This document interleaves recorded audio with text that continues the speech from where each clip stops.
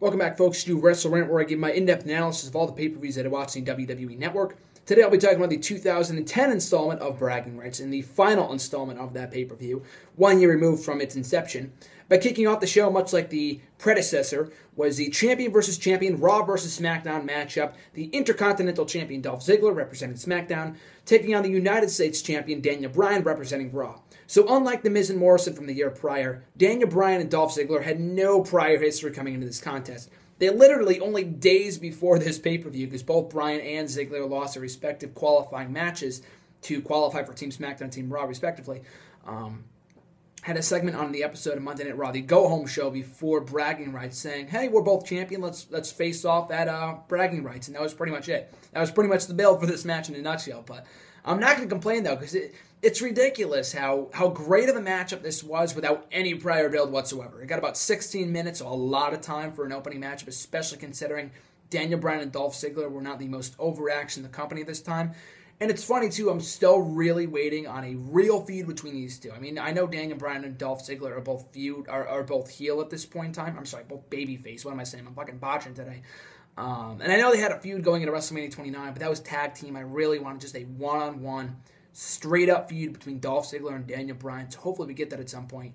It's just hard to believe this was 4 years ago, but a great match from Daniel Bryan and Dolph Ziggler. A lot of back-and-forth action, a real eye-opening performance from both guys, considering they were both kind of ascending the ranks in WWE at the same time. Daniel Bryan coming back from being fired by the WWE at SummerSlam, going on to win the United States Championship. Dolph Ziggler, after a year of trying, finally winning that Intercontinental Championship over the summer of 2010. And these two kicking off Bragging Rights with a great matchup. So I really enjoyed that. But like I said before, this was probably, I remember seeing it being voted by WWE.com as the second best matchup of the year, right behind Shawn Michaels and The Undertaker from WrestleMania 26. So that's really saying something. And some people say this was the best wrestling match of that year, and maybe it was, but the fact that it had no fucking build whatsoever except for that one segment on Raw, only days before this pay-per-view, that kind of takes away from it a little bit for me if we're talking about the overall package. But it was an excellent matchup, nevertheless, and easily one of the best matches of 2010 and like I said before, surprising, very surprising considering the fact these two had yet to clash before this pay-per-view and the fact they had yet to feud or anything. So it lacked meaning, but it was a great matchup, so I'm not going to complain.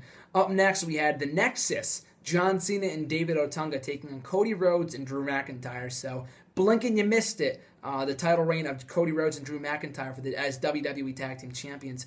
They won those belts back at Night of Champions a month prior, did not defend them at Hell in a Cell, maybe had one title defense over their entire reign as Tag Team Champions, came out on this show and said, hey, we'll defend against any team from Raw, or maybe in the entire WWE, I forgot. And out comes David Otunga with Wade Barrett, and any two members of the Nexus were going to team up to take on Rhodes and McIntyre for those belts. It would end up being Cena and Otunga, so it was pretty obvious they were going to win, and John Cena was obviously the most over guy in this contest. Rhodes and McIntyre, a very talented team, but they were never really a team. They were just two singles guys. They had nothing to do. They just had nothing going for them at that time, so they threw them together in a tag team, and we see that all the time nowadays. David Otunga was fucking terrible. So John Cena, I mean, it's just weird for me to say that, John Cena had to carry David Otunga's ass this entire contest. And the fact that I got almost 7 minutes was a bit ridiculous. That was a little bit long for a match involving David Otunga, of all people. But in the end, John Cena would force Cody Rhodes to tap out, new WWE Tag Team Champions, and they would only lose them a day later on fucking Raw to Heath Slater and Justin Gabriel, both members of the Nexus. So the tag team titles basically meant nothing at this point in time. The tag team division was a joke, and this match was pretty much a joke in and of itself. So, forgettable matchup. Up next, we had Ted DiBiase taking on Goldust. And this matchup actually did have some storyline going into it. So, the first match on the entire show to have some storyline behind it. It was Ted DiBiase taking on Goldust with the $1 Million Championship. Although it wasn't on the line, Goldust was in possession of it after Goldust was stalking Maurice going into the show, but it was not Maurice that he was after. It was the $1 Million Championship that Ted DiBiase Jr. had in his possession at that time. Goldust would steal it. He would share it with his NXT rookie Oksana.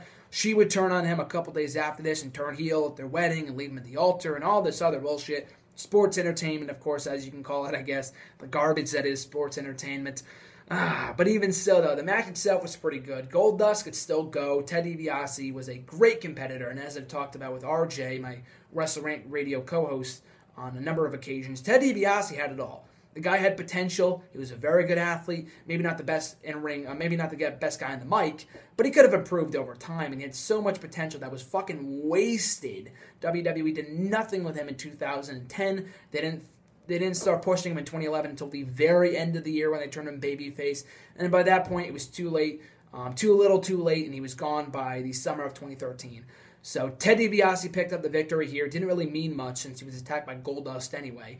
But a good match from those two, and it was just kind of a sad reminder of how much they wasted Ted DiBiase during his 5-year stint with WWE from 2008 to 2013. Up next for the Divas Championship, Natalya contended for the gold against Layla, one half of Laycool. And like I said in my Hell in a Cell review, that was bullshit, with Michelle McCool getting herself disqualified after Layla interfered by throwing a boot. That was stupid, and I hated that match. This matchup was not much better. They got some time. It was about 5 minutes, and Layla and Natalya could have a good match if they got more time with some more storyline support. And Laycool, why they got great heat, people just did not want to see them whatsoever.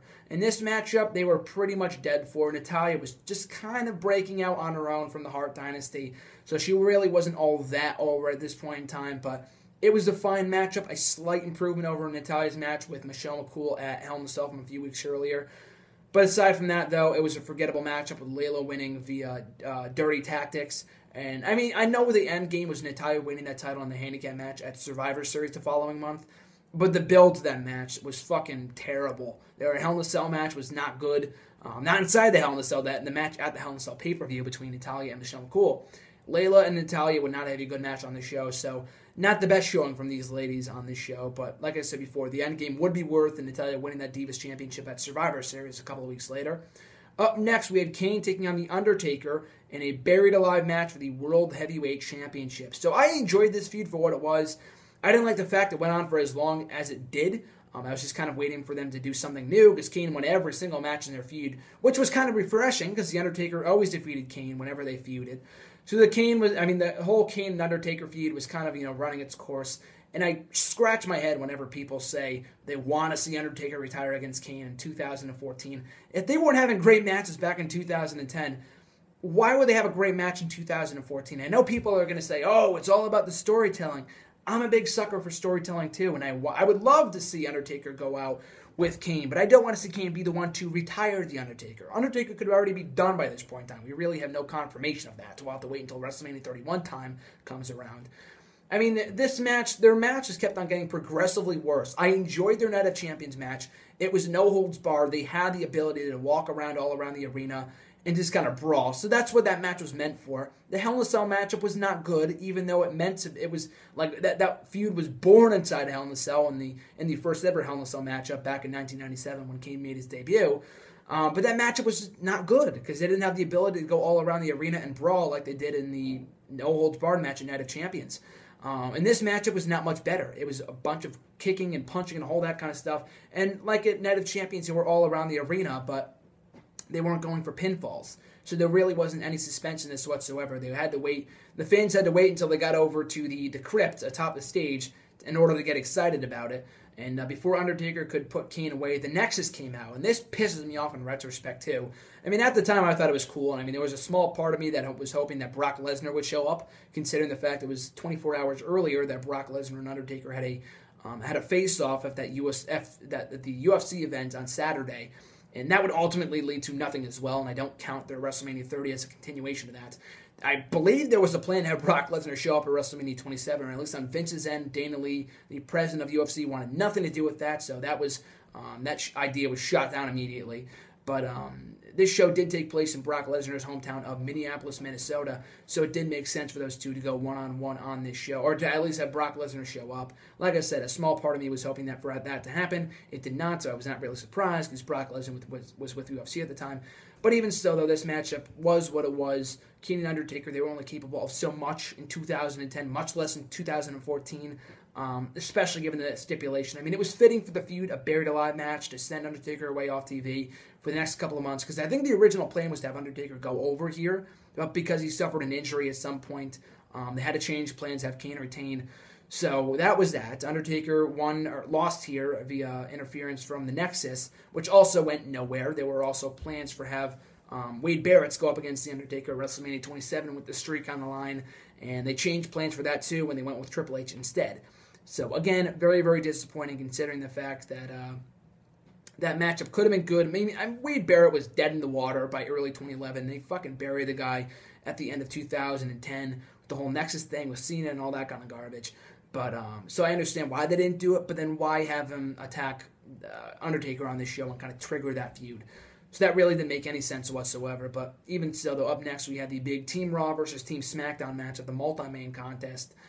Representing SmackDown was Big Show, Rey Mysterio, Jack Swagger, Alberto Del Rio, Edge, Tyler Rex, if you remember that guy, and Kofi Kingston taking on Team Raw, which was represented by The Miz, R-Truth, John Morrison, Santino Marella, Sheamus, CM Punk, and Ezekiel Jackson, with Alex Riley in their corner. So a big improvement over the multi-man matchup from 2009. I love this matchup. I thought it was very underrated. Maybe the fact that it was an elimination contest made it better, but the only issue with that was that because it was an elimination style, much like at SummerSlam with Team Nexus versus Team WWE, Survivor Series was the next month. And the elimination matchup at that show was forgettable, and it was crap because they had an elimination match on this show, so therefore the traditional elimination match at Survivor Series 2010 was pretty much an afterthought because not only we had already seen elimination matches so many times in the years leading up to, in the months leading up to that show, that no one really cared about it as Survivor Series traditional elimination matchup at that event because we had already seen it so many times. But going back to the topic at hand here, I thought this was a very good matchup with all the eliminations. They kind of furthered the feud between Rey Mysterio and Del Rio on the show. Tyler Rex had somewhat of an impressive showing, I guess if you can call it. He was kind of new to the scene, much like Ezekiel Jackson, who I was excited to see back. He was like one of the final two teammates left on his team before he got eliminated by Rey Mysterio. He was eliminated. It was a weird botch. He kicked out or whatever Rey Mysterio hit him with. That was weird. But Alex Riley getting involved, and that was exciting. So the final few people with The Miz, Mysterio, and Edge left, for the most part, the best workers for last. Big Show got eliminated early, even though he was a team captain. So a lot of good stuff here. Really enjoyed a lot of the interactions with a lot of guys on both teams. CM Punk going at it a few times with Edge. I thought that should have been a feud that should have happened at some point. So a lot of good stuff in this matchup. Team SmackDown winning again, and Team Raw was never really able to get their win over SmackDown since bragging right was discontinued about a year later. But I guess you can credit the ratings that Raw gets over SmackDown as their victory over the Blue brand. But SmackDown needed all the help it could get by 2010. I know they wanted to push the brand because it just moved to sci-fi at that time, but by that point, no one really gave two shits about SmackDown, to be honest with you. I mean, it sucks to say, but no one cared. So that kind of took away from the matchup, too, because no one really had any incentive to cheer for Team Raw over Team SmackDown. People were just kind of popping for the big spots and all the entertaining spots. So for that reason alone, I enjoyed this matchup. But the whole brand versus brand thing, like I said in my last review of bragging rights, was pointless because no one cared about either show. Or at least the rivalry between either show. So we get to the main event for the WWE title. Randy Orton defending that title against Wade Barrett. So the thing with this matchup was that and everyone knew where this thing was going, so that really killed this matchup, was that Wade Barrett told John Cena, who was a part of the Nexus at that time, was that if Wade Barrett did not win the championship on this show, he would have to fire John Cena. So, and everyone fucking saw this coming. It was so obvious. They beat it over her head a million times to the point Wade Barrett even had to say it before he had to cut a promo before the match even began. So the live crowd did not care. It could not care less. And the only reason why they got excited about this contest was when John Cena at the end of the contest took a steel chair. Not a steel chair, but he came in the ring at the end of the matchup. And right behind Randy Orton, you could see people standing up like, oh my God, is he finally going to go heel? And then they sat down with a sigh look on their face when they saw that he went after Wade Barrett, gave him the DQ finish, or gave him the DQ victory. Randy Orton laid John Cena out afterwards, so that was pretty cool. So at least they ended the show on a high note. I thought Miz was going to cash in here. It was probably for the better that he didn't, and instead waited about a month on Raw. But even so, though, the match itself was pretty lackluster overall. And Wade Barrett and Orton, doing my review of bragging rights, you want to give your two thoughts? Bragging rights? Yeah, I'm talking about bragging rights 2010 right now. That was pretty good. So the main event itself, Wade Barrett and John Cena, Randy Orton, I thought the match itself was okay at best. Barrett and Orton had good chemistry with one another. But the finish itself, you want to come up, Kim, and talk about bragging rights? You don't give your 2 cents? You and I were talking about this a couple days ago, too. It was pretty good. I know. The Barrett Alive match is pretty good, but... Yeah, that was probably the better of their 3 matches they had on pay-per-view. I enjoyed their no-holds-barred match in Night of Champions, but you can only do so much with Kane and Undertaker in 2010. But even so, I thought the main event was pretty crappy because I thought the stipulation, people saw it coming. Yeah, people wasn't knew. it if Wade Barrett lost, Cena got fired? Yeah, exactly. Yeah, so people knew that John Cena was going to cost him the matchup. It was so ridiculous, but people got excited when they thought that John Cena was going to turn on Randy Orton, though, and then Randy Orton laid him out after the matchup. So that's what I liked about Randy Orton in 2010 was that he made a great anti-hero. So that kind of ended the show on a low note. And but overall, though, I thought this was an enjoyable show. I enjoyed it a little bit more than Bragging Rights 2010. The big multi-man matchup I thought was very, very good. Everything else, Kane and Undertaker, was okay. The Divas match sucked. Ted DiBiase was good to see him, but it was an okay matchup.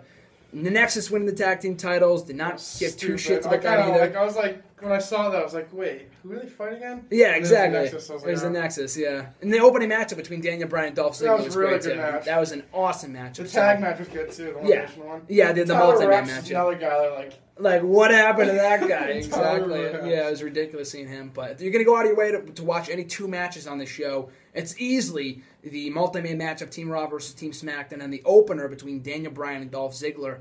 By this point, Raw and SmackDown really had no meaning. No one cared about either show, so there was really no point in the brand. In the brand, yeah, exactly. And the whole concept of the show was kind of dead in the water. They should have done it in like 04, 05. But even so, though, the show for what it was, I enjoyed it. If you want to go back and watch on the WWE Network, I appreciate you guys checking out the review. Make sure to like, comment, and subscribe. And find me on Facebook at Graham Juice Matthews, Twitter at WrestleRant. I'll be back in a couple more days with a review of a random Survivor Series show. Any suggestions? I have no idea. I'm thinking like 02 or 03 or something. What did you say your favorite pay-per-view was? 03 is my favorite. I don't know. I have yet to go back and watch Survivor Series, so I'm going to go back and check those out pretty soon and review them for the channel. But that being said, guys, thanks for watching. I'm Graham Juice Matthews, and I'll catch you guys soon.